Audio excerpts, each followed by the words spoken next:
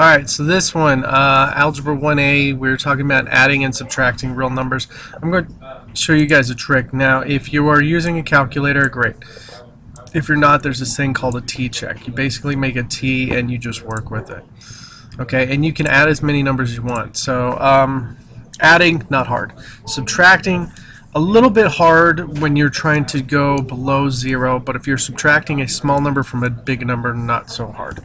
So just to review, 3 plus 5 is equal to 8. That's pretty easy. You take 3 of something, you add it with 5 of something. 7 minus 6 would equal 1. Pretty easy. But the tricky part is, what if we start adding negative numbers? Like negative 3 plus 5, what does that equal? Okay, and what if we did 7 minus 60? Okay, what does that equal? Those are the tricky ones that a lot of students have. Also, some other ones that pop up, what about 5 minus negative 14? You know, I'm going to show you this thing, and it's going to be called t-check. Why is it called t-check? Well, it is a t, and it checks your work, so you make sure you do it correctly. Okay, so step number 1, make a t with a positive and a negative. Okay, so step number 1, we will make our t. Oops, meant to choose a line, but that's okay too. That forms kind of a line. Okay, and so right here you put a negative for the negative side and you put a positive for the positive side. If you switch it up and put them the other way, that's fine too. Okay, step number 2, write numbers from problem into t-check. Pay attention to signs. Okay, so when you pay attention to the signs, this problem goes a lot easier. So let's use this one first because it's just easy. So negative 3 plus 5. So we put the 5 right here. We put the negative 3 right here. Okay. Oh, and when you put it in, don't put in the negative. Jeez, I can't believe I forgot that rookie mistake. When you put that in like that, just put it in there. It being on the negative side connotates that it's negative 3. This over here is positive 5. Okay, step number 3. Okay, step number 3, move smaller number under bigger number and subtract. Okay. Alright, so we move the 3 under here and we subtract the 2. And when you move, you subtract. It's always going to be a given. Okay, and you get 2, and look at sign on the side. Our answer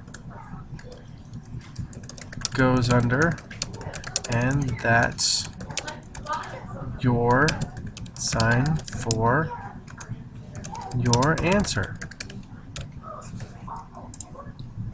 Okay, so negative 3 plus 5 is going to be 2.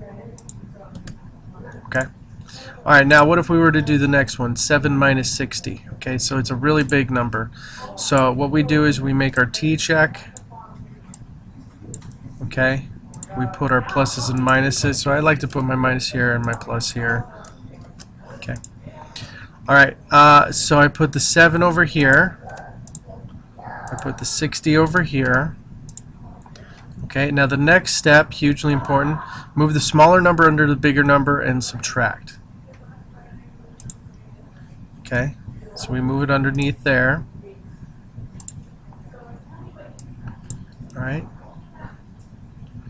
And we subtract the 2. So we go 60 minus 7 is 53. Okay, and what kind of 53 is that going to be? That is going to be a negative 53. So the answer for this one would be negative 53. And just makes your job a whole lot easier. Okay. Now, there is an exception to rule number 3, and I'll put a little star next to it. Except, and by star I mean something that kind of looks like a star in my own mind. Okay? Exception to rule 3. Okay? If they both if both numbers have the same sign, just keep them there and add, and you have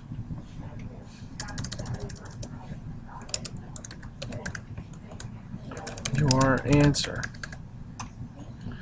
Okay, so for example on this one, now I know that they both don't have the same sign. One is positive, one is negative, but if you notice in the middle I have minus a negative, and you all know that that means you add the opposite, which is plus. Okay, so it becomes 5 plus 14. Well, that one becomes really easy. That's 19. So that becomes a lot easier when you do the double negative. And you do have to do the double negative. Okay? All right, now what if we had a problem that looked like this? Negative 17 minus minus 23. Okay, now we do t-check here, and you're probably going, oh wait, that's a positive 23, so I should subtract. No, you want to treat it as a negative, because you can also look at this problem this way, and this is how I want you to look at it. Negative 17 plus negative 23, and it will make more sense. Okay, so we put our minus and our plus. Okay, now they're both negative, so I put them both on the same side. So 17 here, 23 here. Alright, now this is the exception to rule number 3. Okay, so they're both positive, or they're both negative, so I keep them on the same side and I add them, and I should get 40. And what kind of 40 am I getting? I'm getting a negative 40. Okay? Alright, so t-check just makes your job a lot easier when adding and subtracting negative numbers. Now, if you believe me, if you're like, Mr. Vinny, I know this is really easy, that's fine. But just know that even my calculus students have been screwing this up lately. So just understand, if you get this down, you should be good, and it should make your job a lot easier. Now, for you guys, I want you to be able to check your work by using Desmos.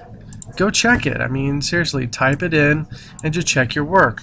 5 minus negative 14. 19. Good. 7 minus 60. Negative 53. Man, that checks out. So use this stuff to check it. Negative 17 minus 23. Negative 40. It'll show you. It'll also help out. Okay. Alright, so feel free to use either one of those methods. I'm totally fine with both of them, okay? Guys, you have a wonderful day, and I'll talk to you later. Bye.